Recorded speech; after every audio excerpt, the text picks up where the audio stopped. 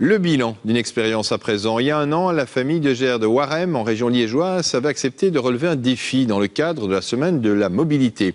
Se passer de voiture pendant 7 jours. Ils ont alors testé plusieurs solutions alternatives, mais aujourd'hui, que reste-t-il en fait de cette expérience? Ont-ils vraiment levé le pied? C'est ce que nous allons voir avec Eric Destiné. Le jour vient de se lever sur Warem. Pour toute la famille, c'est l'heure du petit déjeuner. Il faut prendre des forces et bien s'habiller. Départ dans quelques minutes. Papa, maman et les 3 enfants sont presque prêts.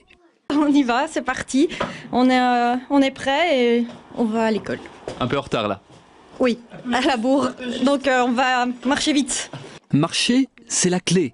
Un an après avoir relevé leur défi, Françoise et Michael emmènent leurs enfants à l'école à pied.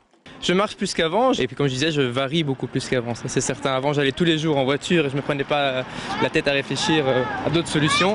Aujourd'hui c'est nettement différent. À 2 km de la maison, le bus scolaire est prêt à démarrer. Arrivé juste à l'heure pour déposer Maxime et Maël, première partie du périple terminée. Ils sont partis. C'est un bon moment ça. C'est un bon moment, on a réussi, on était à quelques secondes près, mais on a réussi, c'est bon.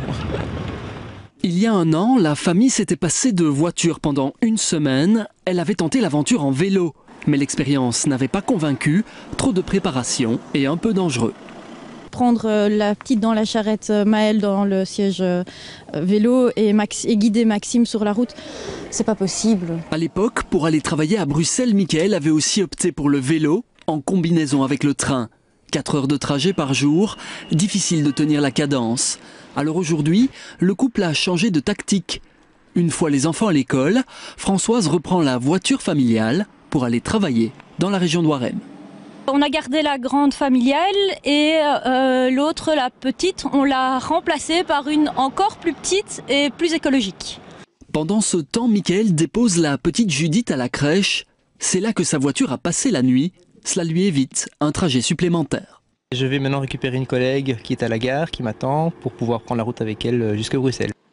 Laetitia est déjà là. Aujourd'hui, Michael est devenu un adepte du covoiturage et il a aussi convaincu ses collègues. Je crois que le fait qu'il ait l'année dernière participé à l'expérience, on en a un petit peu parlé évidemment à l'école. Et donc quand on peut, on essaye de s'organiser pour partir ensemble, alors qu'on l'aurait peut-être pas fait il y a 1 an ou 2. C'est parti pour Bruxelles, à 2 et plus rapidement qu'avant depuis qu'une bande de circulation a été rajoutée sur la E40. Ça aussi, ça a poussé Michael à privilégier le covoiturage. Des gens comme moi qui n'ont pas de solution alternative pour l'instant avec la SNCB doivent en trouver avec la voiture. Et celle-là, elle est vraiment pour moi importante et je conseille vraiment les politiciens, etc. de continuer à promouvoir l'ensemble des solutions mobilité et ne pas nous dire tout d'un coup la voiture va disparaître ou alors elle disparaîtra si on m'offre une vraie solution alternative, ce que pour l'instant je n'ai pas. Aujourd'hui, malgré tous ces efforts, Michael effectue encore 70% de ses trajets en voiture.